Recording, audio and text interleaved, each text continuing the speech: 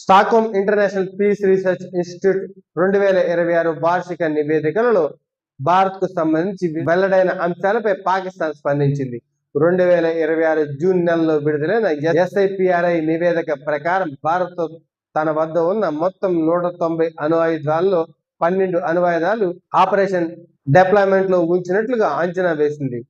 దశాబ్దాలుగా అణు ఆయుధాలను విడివిడిగా భద్రపరిచే భారత్ ఇప్పుడు వాటిని డెలివరీ సిస్టంలో అనుసంధానించి సిద్ధంగా ఉంచడం అనేది ఇదే మొదటిసారి అని నివేదిక పేర్కొంది. ఇది ప్రధానంగా సముద్ర గర్భం నుండి ప్రయోగించే బాలిస్టర్ మిజైల్ సబ్మెరైన్ల ద్వారా నిరంతరం నిఘాలో భాగంగా జరుగుతుంది. భారత్ అణ్వాయుధాల నిర్వహణలో చోటు చేసుకున్న ఈ మార్పుపై పాకిస్తాన్ వ్యూహాత్మక వర్గాలు మరియు విశ్లేషకులు తీవ్ర ఆందోళన వ్యక్తం చేస్తున్నారు.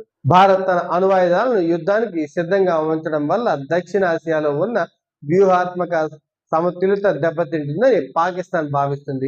ఇది తమ ఫుల్ స్పెక్ట్రమ్ డిటరెన్స్ విధానాన్ని సవాలు చేస్తుందని పాక్ వ్యూహకర్తలు వాదిస్తున్నారు.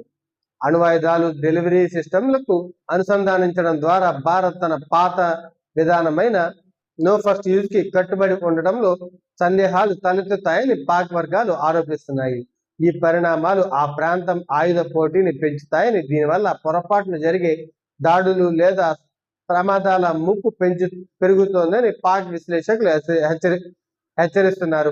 భారత్ తీసుకున్న ఈ నిర్ణయానికి ప్రతిస్పందనగా పాకిస్తాన్ కూడా తన అణ్వాయుధాల నిల్వలను మరింత అప్రమత్తంగా ఉండాల్సి వస్తుందని, ముఖ్యంగా నౌకాదళంలో ఆయుధ సామర్థ్యాన్ని పెంచుకోవాలని పాక్ రక్షణ వర్గాలు భావిస్తున్నాయి. భారత్ తన అణ్వాయుధ వివాదాలపై పారదర్శకంగానే ఉంటూ వస్తుంది. అణ్వాయుధాలను సిద్ధంగా ఉండటం అంటే యుద్ధానికి సిద్ధమని కాదని, ఇది కేవలం క్రెడిబుల్ మినిమం డిటరెన్స్ మరియు రెండోసారి దాడి చేసే సామర్థ్యం పెంపొందించుకోవడంలో భాగంగానే చూడాలని రక్షణ విశ్లేషకులు చెప్తున్నారు. పాకిస్తాన్ ఈ పరిణామాన్ని తన జాతీయ భద్రతకు సవాలుగా చూస్తుంది.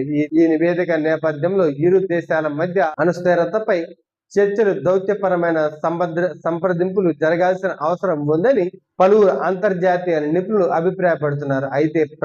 అయితే ప్రస్తుతం భారత్ పాక్ మధ్య ఉన్న ఉద్రిక్తతల వల్ల అటువంటి చర్యలకు అవకాశం కనిపించడం లేదు.